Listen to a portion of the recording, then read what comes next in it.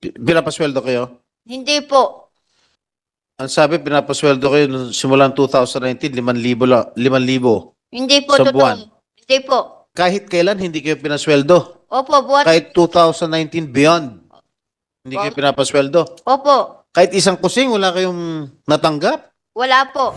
Ang nakakaltas lang po sa kanya dito, Your Honor, yung nabasag yung TV, tapos yung... Nabasag yung TV? Opo. Tapos yung cabinet lang ang nabasag niya, Your Honor, nalagayan ng plato na bagong bili. Tapos yung Ano kinaltas mo ron sa ano? sa TV, Sa TV. parang 7,000 lang po yata yun. Ang kinaltas mo Opo. sa sweldo niya. So isang buwan at kalahati niya pagtatrabahuhan yung binasag niya. Ganun ba? Nililista niya yun? Nandito po, Your Honor. Hindi, Your Honor. Nandito po. Meron po ako nabalitaan, Aling LB, na nung kayo ay lumipat na sa Batangas City, galing ng, nung kayo ay nakaalis sa Mindoro, pumunta ng Batangas City, merong pagtatangka na ang iyon dating amo na isuli sa'yo ang isang pitaka na nagkakahalaga ng 20,000 pesos na hindi mo tinanggap. At dahil sabi mo, wala ka naman pera. Totoo yun?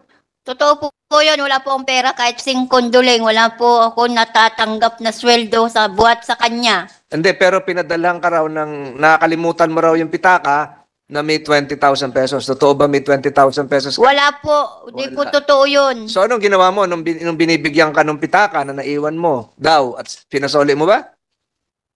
Pinasoli mo yung pitaka? Hindi mo tinanggap? Hindi po.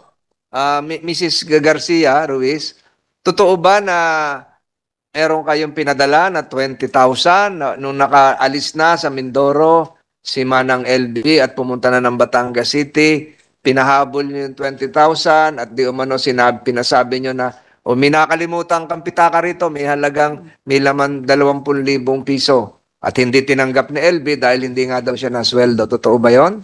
Your Honor, nung ibinalik na po si Ate LB sa kanila, sabi ko sa Mr., dalhin mo na rin yung gamit ng Ate LB, total na sa pamilya niya. Kasi po, Your Honor, may tira pa pong sahod ang Ate LB sa akin na 20,000. Sabi niya sa akin, kapag aalis na ako, tayo sa kakukunin.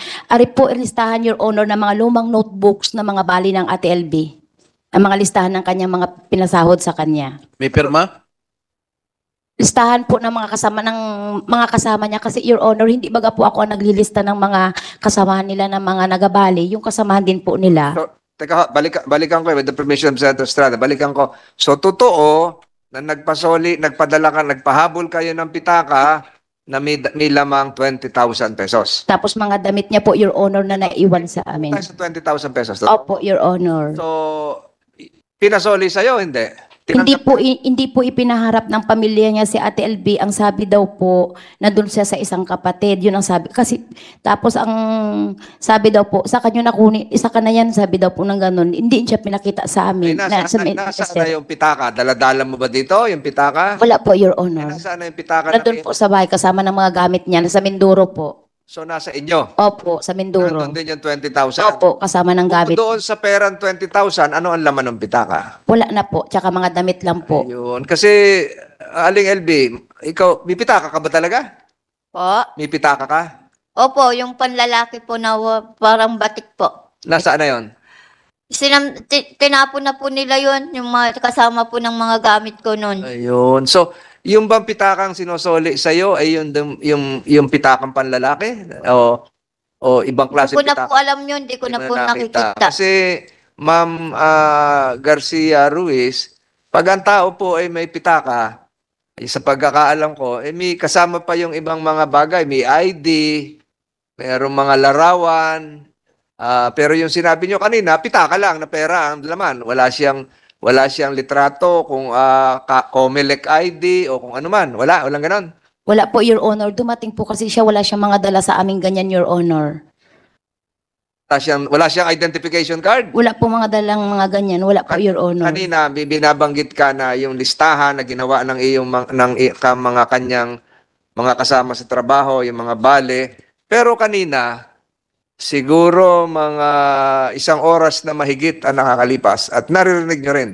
At ito ay bahagi ng records ng pandinig na ito. Narinig nyo rin na sinabi ni Manang LB na tuwing merong mababasag na plato, may mababasag na siguro tasa o kung ano man mga gamit sa bahay, ibinabawas, kinakaltas doon sa kanyang sweldo? At yun ba yung nililista nyo?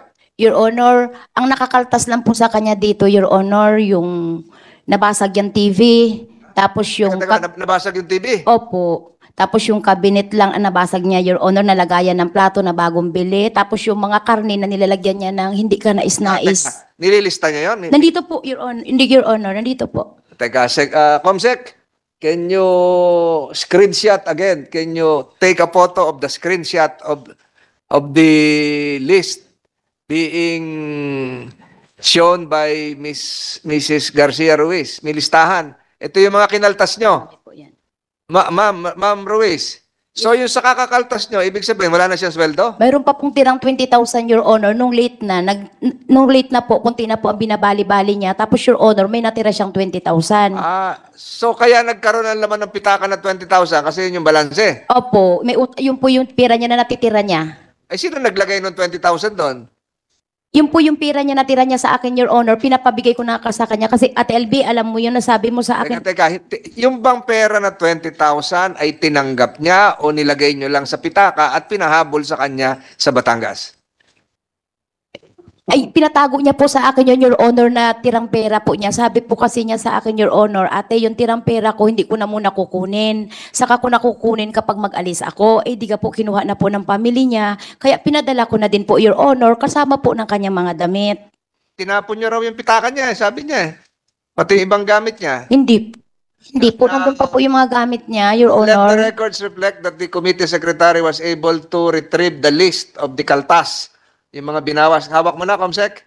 Ito yung listahan, yung telebisyon, yung mga kung ano-ano na kinaltas nyo. Makinig kayo, Ma'am Ruiz. Makinig kayo sa akin. So, ito yung listahan na binigay nyo. So, pag inad natin lahat yung kanyang pinagtrabahuhan, doon sa iyong aligasyon na nagsimula siya ng 2019 at sa kanya namang claim na nagsimula siya ng 2017. Pag inad natin 5,000 a month in 1 year, ilan yon? Ilan yon? 60,000. Kung ilang taon yan, pag inad natin yan at sinubtract natin yung nabasag na telebisyon, nabasag na cabinet, ang lalabas na lang ay 20,000. Let the committee secretary is directed to mathematically compute the salaries, the total accumulated salaries of Manang LB Vergara. Kung ito ay 2017 o 2019, i-add mo lahat, ibawas mo ito. Fish, 140. Damit, 250. TV. TV, Kano? wala dito yung TV.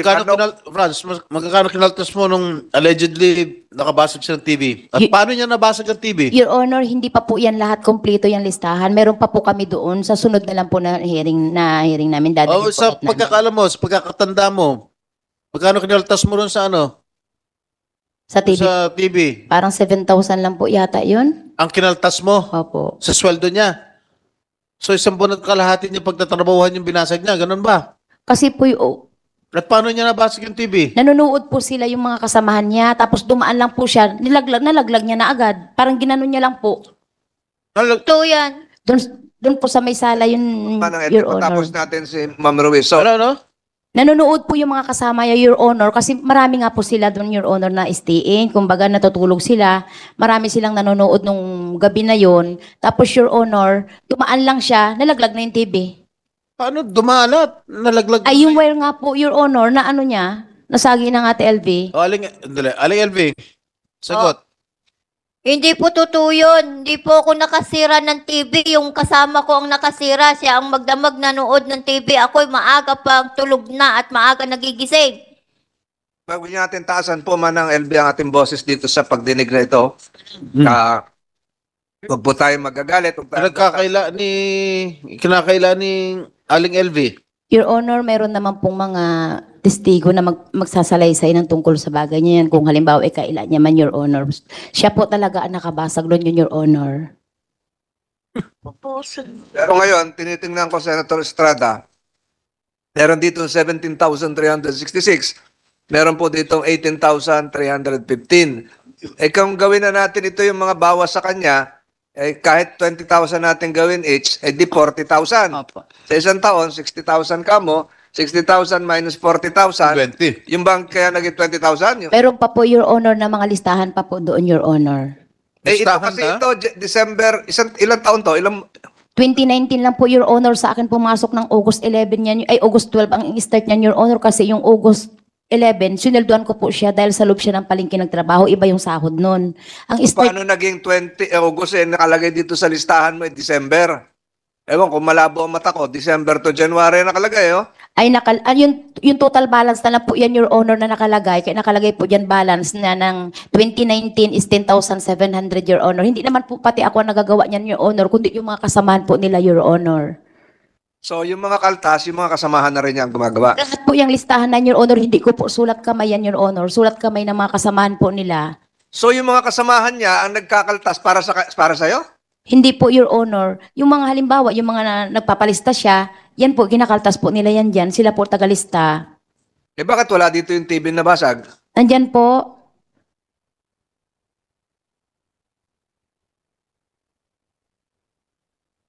Hindi ko makita. Comsec, na-compute mo na?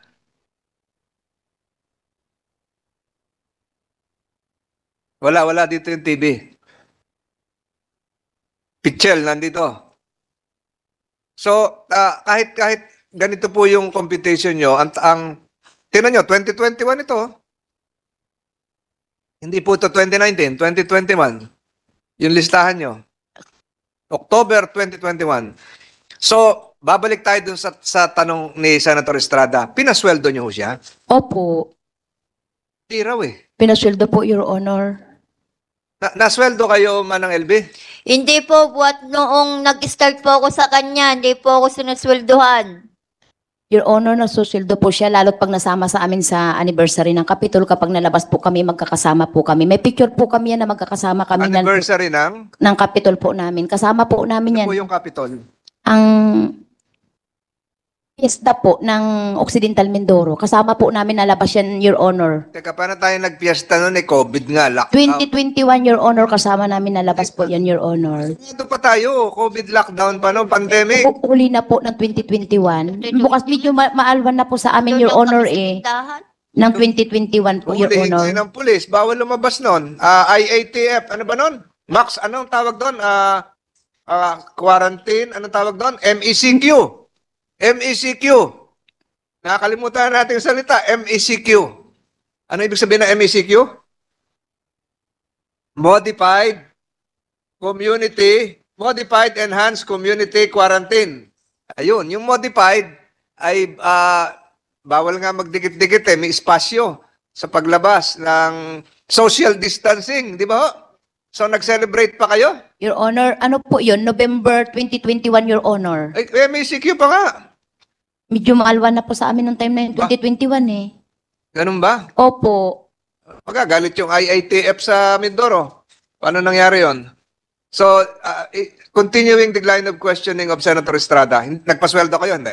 Pasweldo po, Your Honor. Pasweldo. Lumabas pa, nag-violate pa kayo nung COVID-19 quarantine protocol, self-protocol. Nakalabas pa kayo. Na po, Your Honor. Bawal nga magbenta sa tindahan yung pagbenta nun online yung iba. May plastic po. Yes. Yung iba naka-face shield pa Opo, opo. Oh. Tapos kayo nag-celebrate sa labas. 2021 po yun, Your Honor, ng November. Medyo maalwan na po nung time na yun eh.